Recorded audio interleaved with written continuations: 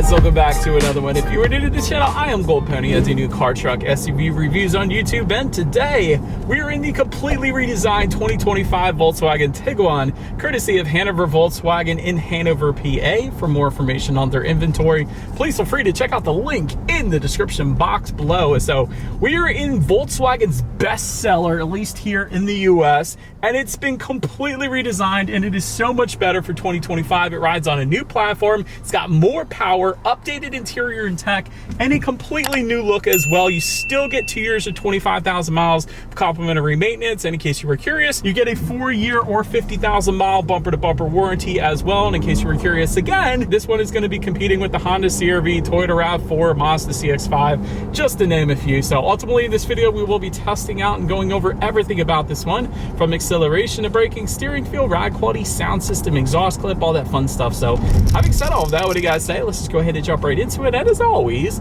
let's start with pricing. And so as you can imagine, there are several different trim levels for the 2025 Tiguan. You got the S starting at $29,495, SE, which is the one we are in today, that goes for $32,295, SE R-Line Black for $35,455, and then the SEL R-Line all-wheel drive going for $39,755. And so that last trim level is the only trim level that comes standard with all-wheel drive. All the other trim levels come standard with front-wheel drive. You can still add all-wheel drive if you wanted to do that. Simply add $1,500 then to any of those prices. But regardless of the trim level that you go with, the power plant on the new Tiguan is going to be the same. Powering the beast is a 2-liter turbocharged 4-cylinder, putting out 201 horsepower at 5,000 RPM, which is up from 184 horsepower last year. So that's pretty cool. 207 pound-feet of torque for the front-wheel drive, 221 pound-feet of torque for the all-wheel drive, coming in at 1,500 RPM. Again, power sent to the front wheels are all wheels through an 8-speed automatic. As far as MPGs go, that comes in at 22 in the city, 30 on the highway, taking regular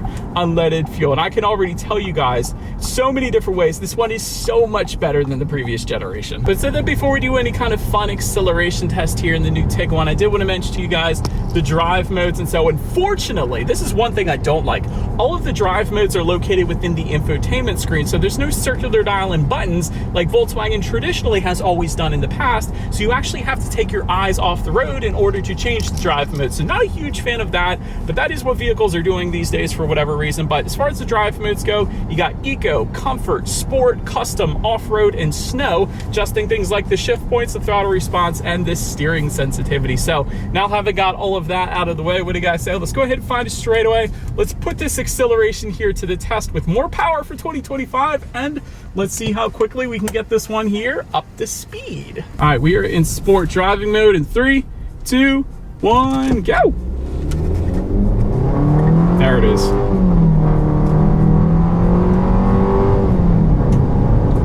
All right, it's okay. There was a heck of a lot of turbo lag at the very beginning there, unfortunately, as expected with the turbocharged 4-cylinder. But as with any turbocharged engines, once you get higher up in the RPMs, it really starts to go. But that turbo lag just drives me nuts these days. I don't know why. Maybe it's because I'm being spoiled by electric vehicles with all that instant torque, but it's starting to bother me. But anyways, it's plenty to merge you onto the highway. And like I said, once you get higher up in the RPMs, you'll be certainly perfectly fine there. But anyways, to go along with that acceleration, as always, braking is equally important. And so up front, you will find 13.4-inch ventilated front discs. In the back, 11.8-inch solid rear discs. As far as that braking feel goes, since there's no one behind us, it's fine. A little bit on the softer side, actually, but that's to be expected in a vehicle like the Tiguan. This isn't a sports SUV or anything like that, so braking feel is 100% perfectly fine. I don't expect anything other than what I just experienced there.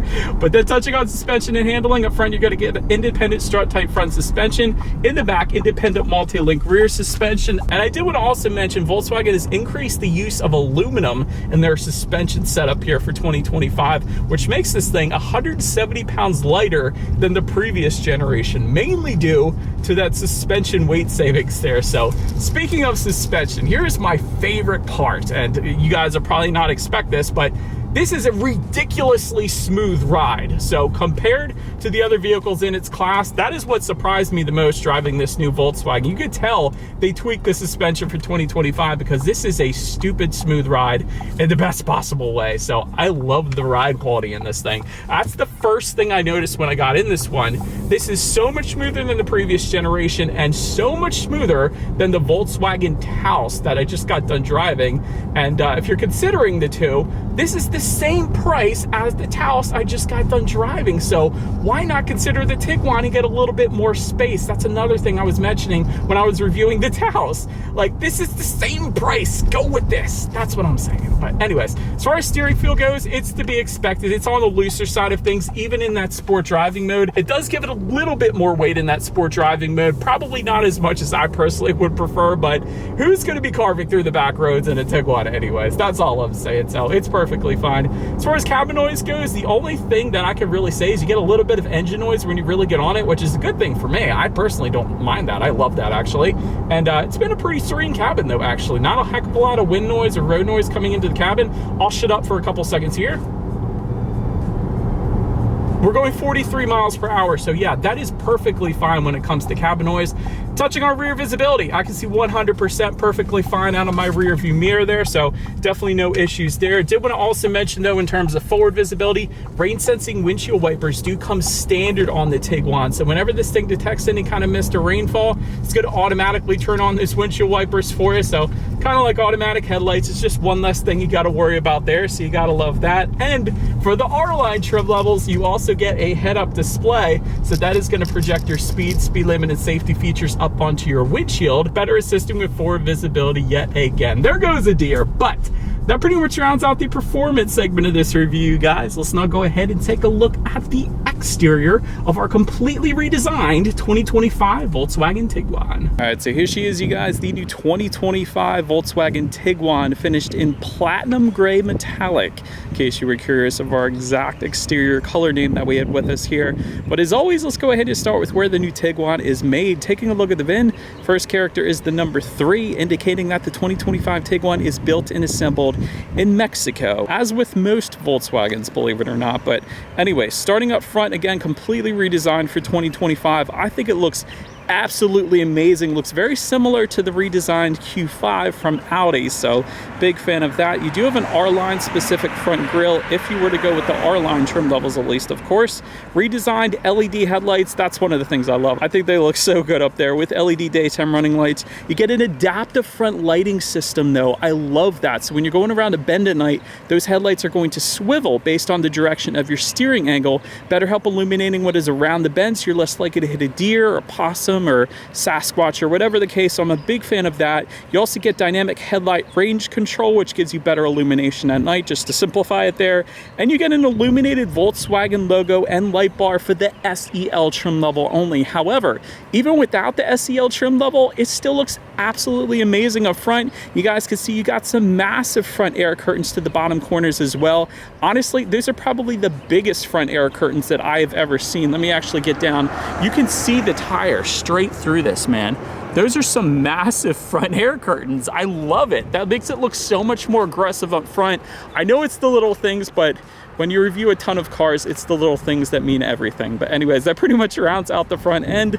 Let's now go ahead and make our way to the side. All right, so we're now making our way to this side of this one. This thing still looks absolutely incredible. All the way to the top, roof rails do come standard.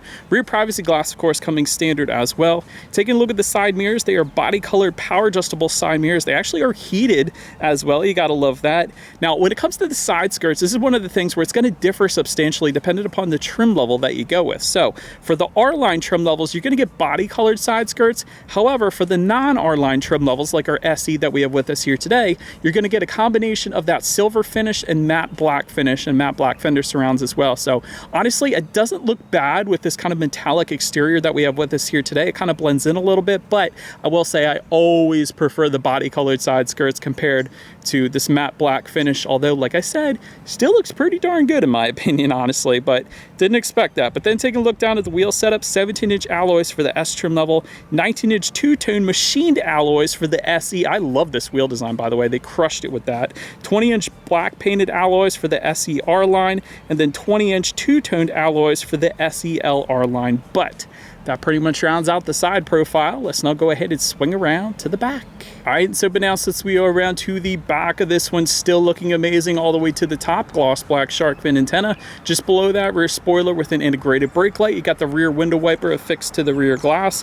You have LED taillights. They do come standard for all trim levels across the board. You also get an LED emblem and LED light bar for the SEL trim level, of course, to match the front end. You got the Tiguan lettering spelled out horizontally. You got some trim level badging back there, so if you wander onto a lot, maybe on a Sunday, you can see what trim level that you're looking at simply by walking around to the back, I guess. But then just below it all, you will find a single exhaust outlet. It is tucked away underneath. So having said that, I do believe you guys know what we have to do next here.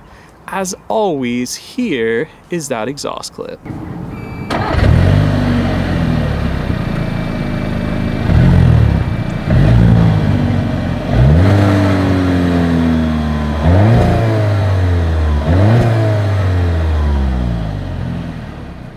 So now since we are around to the back of the Tiguan here, when it comes to opening that rear tailgate, it is going to be a power tailgate for the SE trim level and up. And so therefore I can use the button on the key fob to go ahead and open that tailgate, or there is a rubberized button on the tailgate itself then as well, will automatically open up for you. But once opened up, there is a decent amount of cargo space back there. You got LED cargo lighting back there. I was surprised to see that. You got grocery bag hooks on both sides. There's a 12-volt power outlet back there. Then if you were to lift up underneath of that cargo floor, you will find a spare tire, which you guys know I always love to see back there. Oh, and by the way, there is a 60-40 split, so you can fold down those rear seats, and there's actually levers in the cargo area that made that super convenient as well. So ton of added space there if you needed it. But then making our way up to the rear legroom, that is going to come in at 40.2 inches. That's a pretty impressive amount on paper. For reference, I'm even 6 feet tall. This is how much space I had in the back there.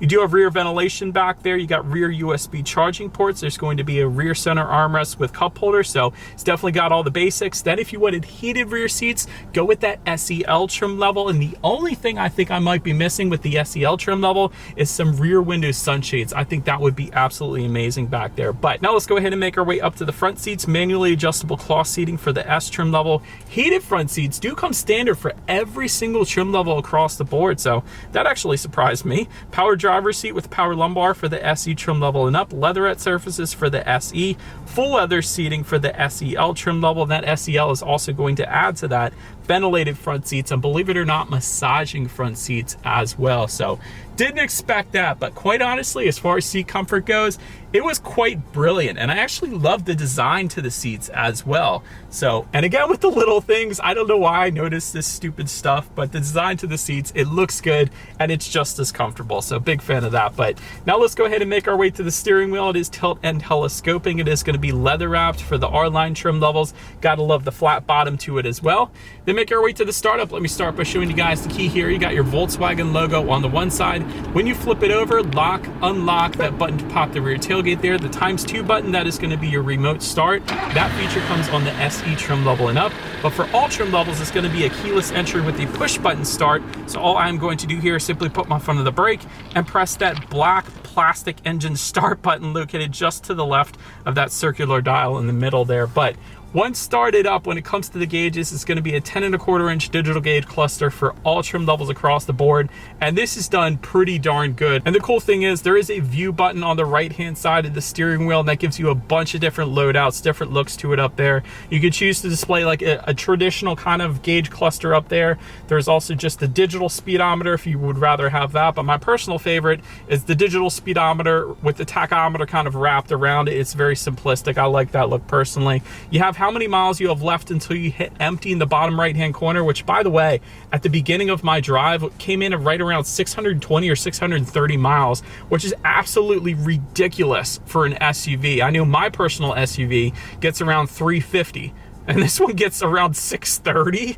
That's nuts, guys. That is ridiculous. I love it. You got outside temperature up there as well, so gauges are done pretty darn good as well. But now let's go ahead and make our way to overall interior quality. And so for the R-Line trim levels, you will find a panoramic sunroof. So you're probably wondering, how did the SE trim level get it that we have with us here today? Well, it is an option for the SE, because for $1,200, so that is why we have it, and I love it. It goes all the way into the back seats there.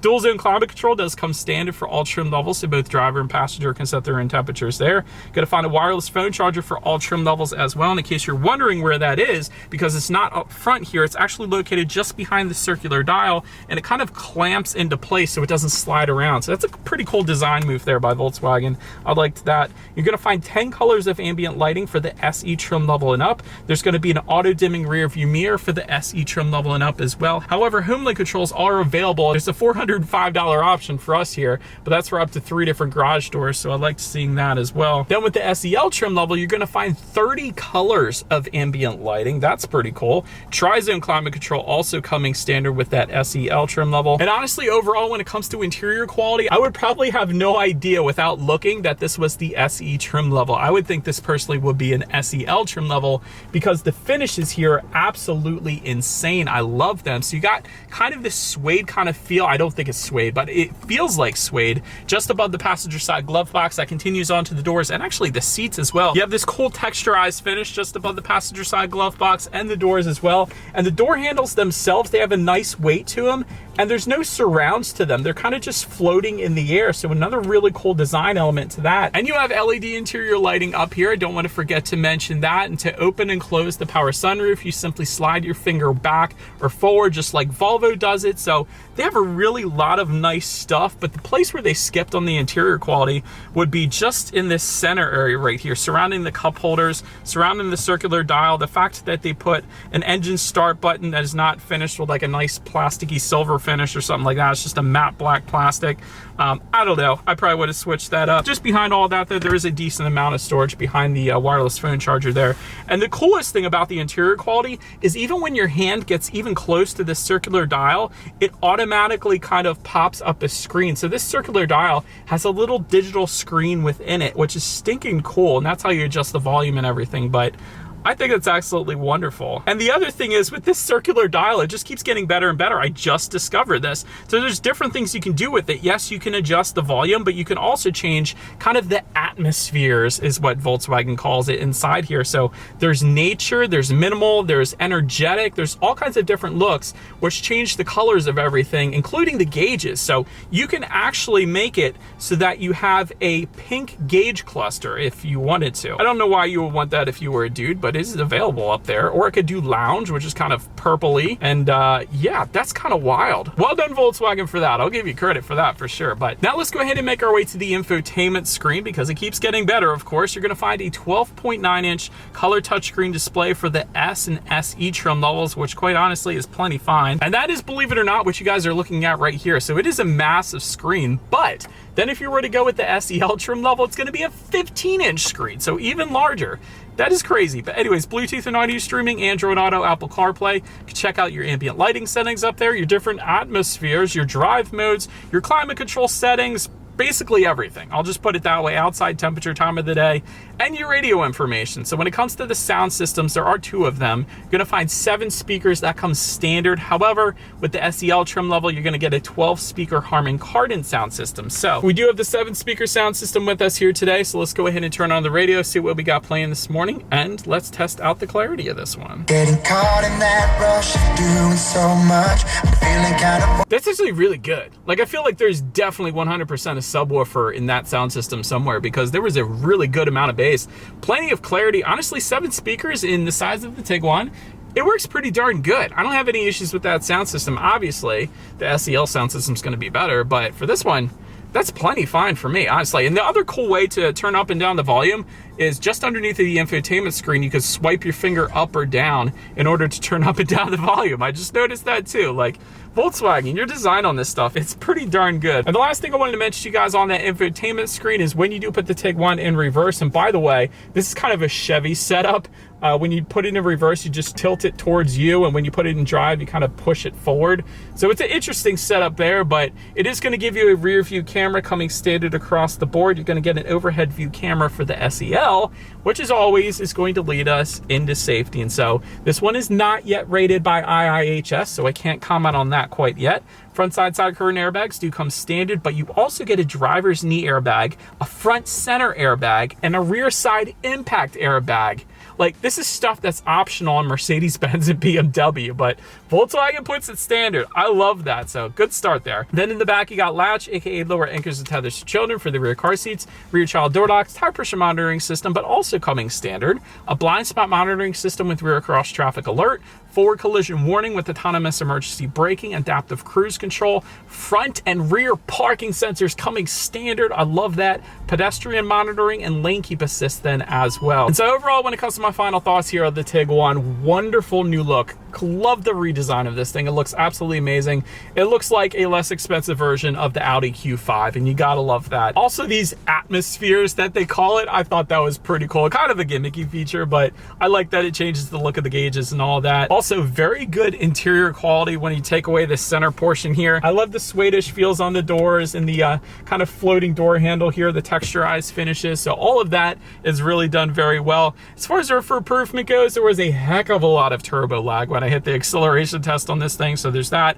I don't like the matte black finishes here in the center. I wish they would have finished them in kind of this texturized black finish. I think that would be pretty cool. And the other thing that the Tiguan is missing that the RAV4 and the CR-V has is a hybrid powertrain. So Volkswagen, start working on that. If you're not already, you probably already are for all I know, but work on the hybrid powertrain, because when you can get an SUV that comes with all-wheel drive and you can still get 34 to 36 miles per gallon, that's the winning formula right there. But anyways, that's about it for this one, you guys. Let me know what you think of the new Tiguan in the comments section below. Feel free to follow me on social media somewhere if you wanted to see what's coming next on the channel before it gets to YouTube. Be sure to hit the subscribe and the bell notification button if you're into new car reviews. That is what we've been doing on this channel for 11 years now.